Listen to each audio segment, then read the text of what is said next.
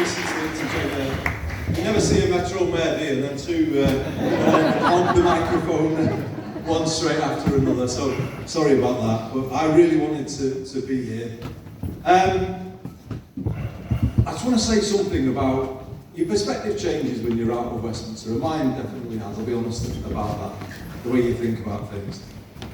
And when you're on the ground looking back up, and you know, the work I've been doing in Greater Manchester has told me that we set people up to fail in this country, don't we? The way things are set up, the rules, the rhetoric, people are set up to fail.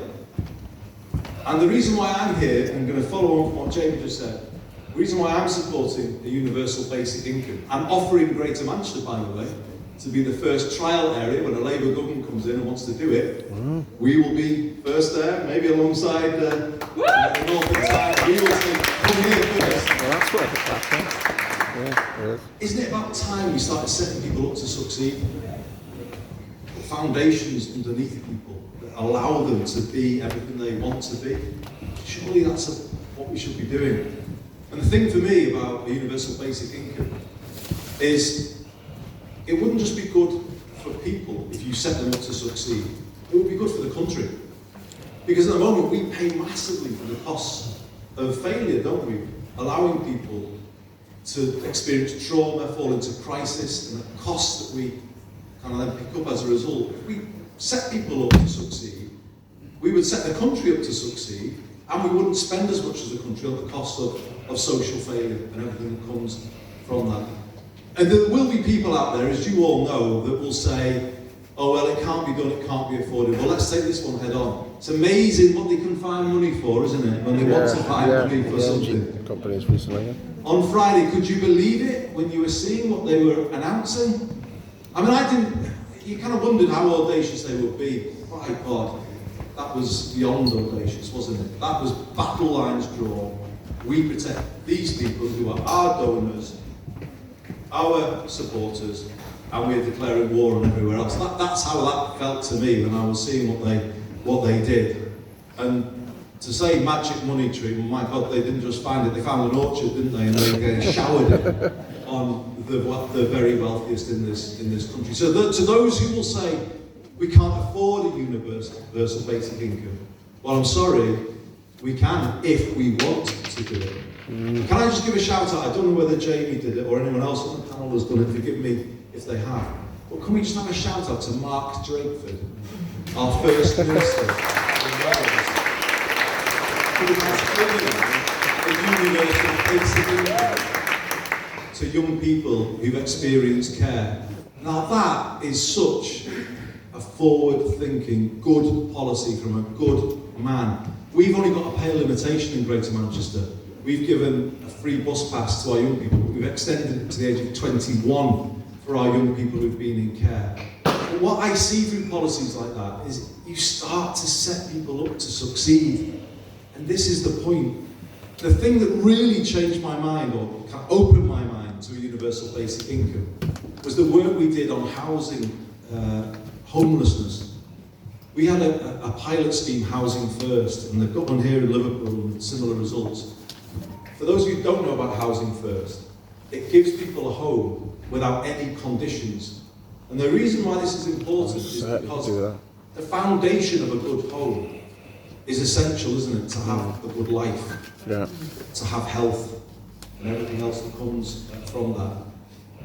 And what we found with Housing First in Greater Manchester was when we kind of lifted people out of the chaos that they were in, gave them a home, but also lifted them out of the benefit rules and all the things that you can have it for X 6 months, and that creates new cliff edges for people, that just creates new trauma. Housing First, when you've got to recognise that everybody needs to recover in their own time, and you can't put deadlines on it as the TWT like to do, or other bits of government like to do. Give people time and space to recover, and you know what? Believe it or not, they do. In Greater Manchester, 9 out of 10 of our Housing First tenancies have been sustained. And that was way beyond what anyone thought would happen. And if you put those strong foundations underneath people, people are people. People are good. The vast majority of the British public are good people, aren't they? Yeah. If you've had trauma in your life, it's not that surprising then if you might have an issue with your mental health, or you may have you've got something that you've got to recover from. Whereas at the moment, we don't let people recover from those things. We kind of punish them with rules and trip them up and make them fall. What I kind of see as we've gone through this journey is that if you do the opposite, if you set people up with a foundation of a good home and you give them support to access what they need, they do recover. And more than that, they can go on then to rebuild their lives. So I would argue myself that there are a number of things that are sort of complementary to a universal basic income. For instance, I believe the next Labour government should make good, secure, safe housing a human right in the UK. And to deliver that, they should finally, from Whitehall, release the resources and the wherewithal to councils to make that a reality. In Greater Manchester, we have a plan for 30,000 zero-carbon homes for social rent, and we are determined to deliver it, where we prioritise young people to be able to access those properties. It's about putting a firm foundation beneath people, a secure foundation, so that they can live their life. And to me, universal basic income is like one step beyond that. If you give everybody enough so that they can cover the basics every week, you are setting them up to succeed. And that, for me, is an idea whose time has come. You know, I spoke at the Enough is Enough rally in Manchester Cathedral, and I made this point. We sold the basics off, didn't we? We sold life's essentials off as a country. Gas, water, electric, buses, trains, you name it, it was sold off, wasn't it? Yeah. And we've got ourselves in a position now where we're in a cost of living crisis, and we can't guarantee those basics for all of our residents, all of our citizens, and that is a terrible place to be. And to guarantee those basics, we have to give huge amounts of money to entities that have already been siphoning out all of those resources out of those services. So for me, I think this is about changing things more broadly, putting more of those life's essentials under public control. I have put the buses under public control, as Jamie rightly said, in Greater Manchester, and we brought in a fare cap. And I can already see the impact that that is having on people. But I would like to see more of those essentials going under public control, public ownership, so that then we can make sure that everyone can access those things at an affordable price. And that is part of, in my view, working towards a universal basic income where everyone's got enough to cover the basics. But I'll finish on this point, and it comes back to what we saw last week. What word would you use to describe it?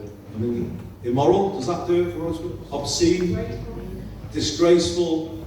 I mean, I don't think we've ever seen something this audacious, have we? Basically what we saw in the summer was a kind of, for me, a graphic demonstration of how the political system in this country works for the vested interests rather than the common interest. Basically, that's what we've seen. So for those of you who are delegates to the conference and have any influence, I would say please do support electoral reform, proportional representation. Let's get power out of the hands of a tiny few people with Whitehall and Westminster who are able to stitch up these deals for the people who are benefiting to the tune of billions. And they're borrowing it. It's not even money we've got as a country. They're borrowing it to give it to them. It couldn't be more wrong. And even at the other end, when people say, oh, the 20p rate of tax, well, who benefits from that? If you drop it to 19, it's not your care worker who's on 15 to 20 grand. They get about 25 or 50 quid a year at tops. It's people who earn over £50,000 who get most from cutting that rate of tax. And all of these policies are doing that. They're giving more to those who've already got most. And we need to take a stand against it. I would say oppose all of the Kwarteng package because it doesn't do anything other than redistribute wealth to the wealthiest. That is what that is doing, all of it, all of those measures. So let's start fighting back, everybody. I'm here to say that. I mean, I've been on a political journey. I was in Westminster, and at the end, I kind of left because I could see what it was doing to me and the way it makes you think and the way it makes you work. The best thing I ever did was step outside and start to think more for myself and see things on the ground. Do the work that we did on rough sleeping, where we've achieved a massive reduction in rough sleeping in Greater Manchester, but then see housing first and how that can continue people's journey away from the street. As I said before, people will recover if you support them to recover. And what we've got to do now is say enough is enough. You know, this country is in a terrible position where this winter, millions of people will be worrying themselves to sleep every night because they can't make it work. And that budget on Friday did nothing for them. Next to nothing is probably a more accurate description. It didn't do anything like enough to stop their heads dipping beneath the water this winter. And that is a terrible place that we're in. We're going to see anxiety rising, and mental health crisis across the country. And that's where we are. And I think people out there are ready for a different way of running things. They're ready to end the food bank culture. They're ready to say, let's guarantee the basics for all of our fellow citizens every day of the week, when nobody has to worry about keeping warm or being fed. That's the kind of country I want to live in. You're all here tonight because I'm certain it's the kind of country that you want to live in. Universal basic income should be part of that. The right to a good home and the right to a good income. If you do that, we'll set this country up to succeed in the next century. Keep building this campaign. It's the right campaign, at the right time. You've got my full support. Thank you very much indeed for listening.